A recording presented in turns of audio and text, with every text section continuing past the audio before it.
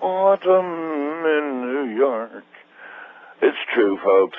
No matter what we do in terms of breakthrough social development anywhere else in the country, New York is America to the rest of the world.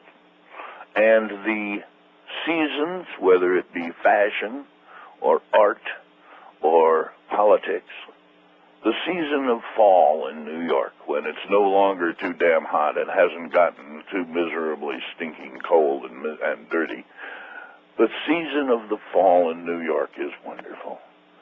Every night is gallery openings of various and assorted artists with bad white wine and little sandwiches. The after theater group, Max's Kansas City, when I was there, it's probably gone by now, but different places have their trends. There's always something in New York in the fall.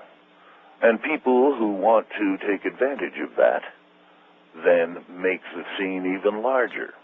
For instance, right now, the city of Manhattan is effectively shut down by the presence of all of the assorted national leaders in this time of terrorism at the United Nations, which causes a security crackdown to the point where it is impossible to drive in the city and damn near impossible to walk. All of which is just part of the season, part of the great drama of this year's UN session, where the denunciation of the United States, George W. Bush, our foreign policy, has become the new trend. And that new trend is based on the fact that everybody is watching what's going on in New York. The media of the world are keeping track of all of this. And so, they're playing to the media, everybody except George. President Bush fled back to Washington immediately after his day and night of consultations and speechifying, leaving the stage to the others. This morning, even as we speak, the president of Venezuela and the president of Iran, Mr. Ahmadinejad and Senor Hugo Chavez, are in the most elegant old-time Harlem Baptist church you ever saw to announce their partnership for peace and prosperity, progress for the people, etc., and incidentally, low-cost fuel oil for the poor of the Northeast here in America. Whew. That will get coverage tonight. It'll dominate the evening news. George W. will have to do something truly spectacular to even get mentioned. The other interesting thing is that the hot ticket, the one thing that everybody wants a piece of, is not the UN Assembly and all of the associated social functions and parties and dinners. It's Bill Clinton and his new alliance to fight the environmental threats of global warming, etc., which is being formed up out of member countries who agree to put up the money to do some direct action on one or another project selected by and overseen by the foundation.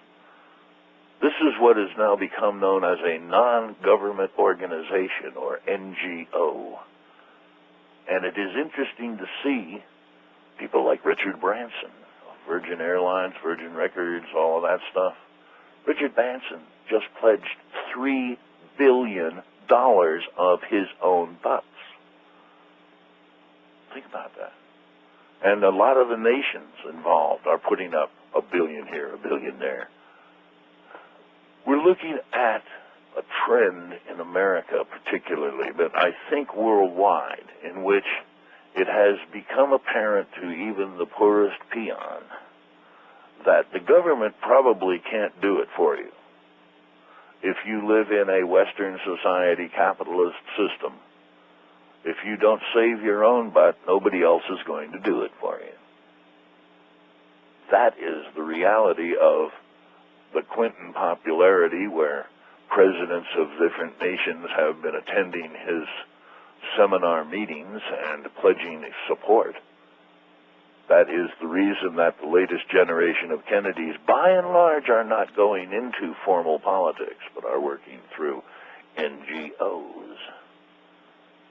Maybe that's what we need here in America across the board, is non-governmental organization of the people. New York, New York, it's a wonderful town. And that's enough news for now. I'm Travis T. Hipp on the radio. None of the foregoing commentaries and opinions have in any way reflected reality as perceived by this station, its management, owners, sponsors, or staff, but are solely the responsibility of myself and Cabal News Services.